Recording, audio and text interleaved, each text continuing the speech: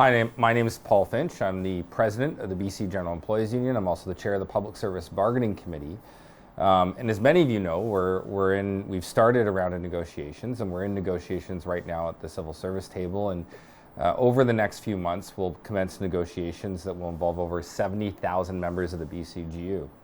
And so I wanted to cover one of the big topics that has gotten a lot of conversation and got some conversation at our union's triennial convention in June. But it's also one where there's a lot of misinformation floating around it. So I just wanted to talk about it directly and just a bit about what the issue is. So it's the role of a group called the Public Sector Employers Council, or PSEC for short, in our bargaining. And so a lot's been made about this, and I'm just going to talk a bit about where this comes from and what the role of PSEC is and how we relate to it. So in BC in 1993, legislation came into place that established the Public Sector Employers Council, PSEC. And today it basically represents three major employer associations, or rather coordinates them and represents government to them, and is an interface between government, in particular Treasury Board and the Ministry of Finance, and those seven major employer associations that represent the direct and broader public sector. And so the key role that PSEC plays, and there's a few different areas, but it's to standardize for government their approach to bargaining, their approach to compensation, their approach to pensions, and all those kind of things along that spectrum. And so this is something that you normally expect a government to have. It's kind of, if it's functioning well, it's going to try and look at moderating or standardizing compensation where appropriate, having proper levels, and also it's going to recommend to government, certain facets of mandates, or rather how to apply mandates. But I want to talk a bit about what that means for our bargaining. In the last several rounds of bargaining, the term PSEC mandate has been thrown around a lot, and people have talked about what a mandate is, what it isn't. And so I just want to break that down for everyone, because I think very shortly we're going to see the government come out with a mandate. It'll probably get called the PSEC mandate, and I'll explain why. And I'll explain why it's important for us to talk about what role that plays, and also how that influences our bargaining. So here in BC, we don't have what they have in Quebec called common front bargaining. So that's where all the unions get together and basically leverage kind of a position out of government and then decide how they're going to divide up that total compensation amount. But at the end of the day, what the process government follows is Treasury Board and the Ministry of Finance present a plan, and the government approves it, to spend a certain amount of total compensation on direct public and broader public sector bargaining. And that includes a lot of stuff. That includes, health facilities, all the different health associations. It includes the civil service. It includes, post-secondary workers, both the instructors and support staff. And the question of how that big package of money or that compensation is applied is heavily regulated through PSEC, because the idea is that they break down that compensation, and this is important for both unionized and non-unionized employees and the unionized employees across multiple unions. And they basically break that down into base wages, so general wages, general wage increase, targeted wage increases, benefits compensation, although some of that benefits compensation is now moved into benefit trusts, and PSEC is also involved with those, as are unions. And they look at and pensions, and they look at the overall compensation framework. And so the practical effect of this is that when government establishes a mandate for bargaining through Treasury Board and the Ministry of Finance, they base it on an assumed general wage increase across these various sectors. And that assumed general wage increase, will usually be expressed as being the mandate. And there's different names for these mandates. There's the shared recovery mandate. There's different names that get applied to this. But what's important here is that these mandates come from government. And what PSEC is doing is they're applying that mandate in what they believe to be usually an equitable fashion, sometimes not an equitable fashion, to all these different employer associations that we're bargaining with across the table. So I'll give a couple examples. In public service, we're bargaining with the Public Service Agency, which is really the kind of the HR department for government. In, for example, community social services, we'll be bargaining against the Community Social Services Employers Association. And that's basically this group that has its own bylaws and basically represents all these different community social services employers. On the other side, there's the Community Social Services Bargaining Association, of which the BCGEU is the largest union, but there's actually a number of other unions that constitute that bargaining association.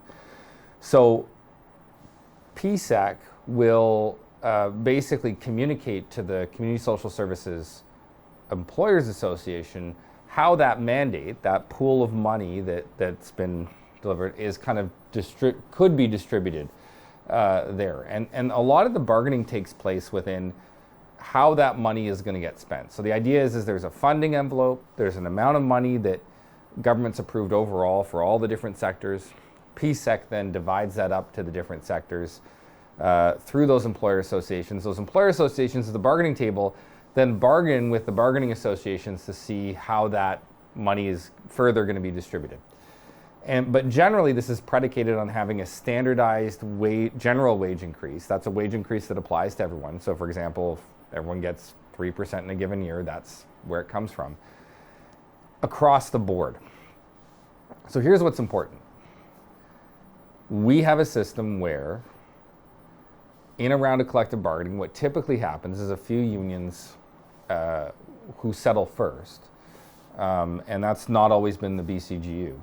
But a few unions that settle first will set basically set the pattern or the tone for bargaining. And what will happen is the other employers associations will reference that first agreement between the first employers association and that group of unions or union, and they'll point to that and say, well, this looks like the pattern that the rest of us are going to follow. And I think historically, when we've talked about challenging that pattern, the pushback has been that it's too difficult to challenge that mandate. So I want to talk a bit about that. In the last round of bargaining, the BCGEU did challenge the original mandate. So there was a mandate from government. BCGEU was demanding COLA, and government put down a mandate that was less than COLA and was very obviously less than COLA. The BCGEU challenged that mandate through a strike vote and then strike action.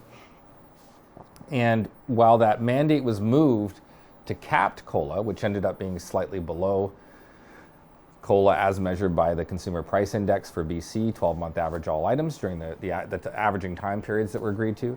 So while that mandate moved, when it moved for the BCGEU, it ended up moving for all of the other tables and all of the other employers associations, and by extension, all of the other bargaining associations made up of unions that were bargaining across the table. And so, but what moved that mandate was the BCGEU strike action. And when that occurred, basically the mechanism on the government side is they go back to Treasury Board and the Ministry of Finance.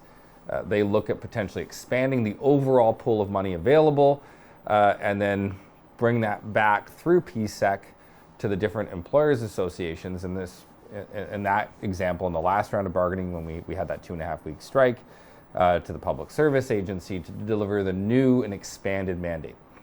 So the mandate can be challenged. The issue is, and the issue for all of us, is that it's very difficult to challenge that mandate, because once a certain number of people have accepted it, often it's very common in bargaining associations to have what's called a Me Too clause.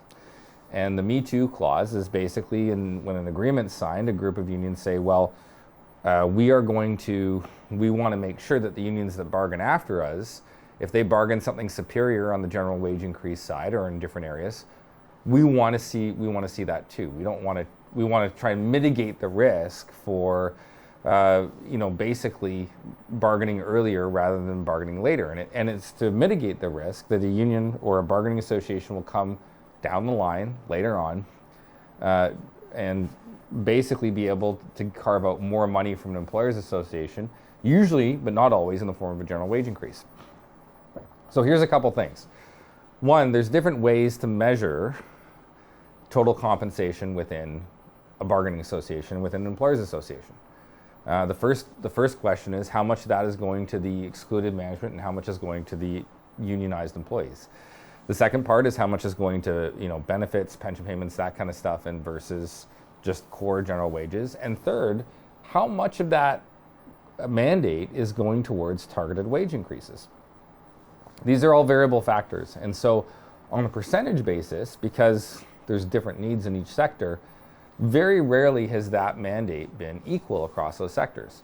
The mandate's also been open to different forms of interpretation. And so in certain rounds of bargaining, different bargaining associations or unions have actually gotten higher or lower percentages in that mandate, usually not in the general wage increase, but in other areas.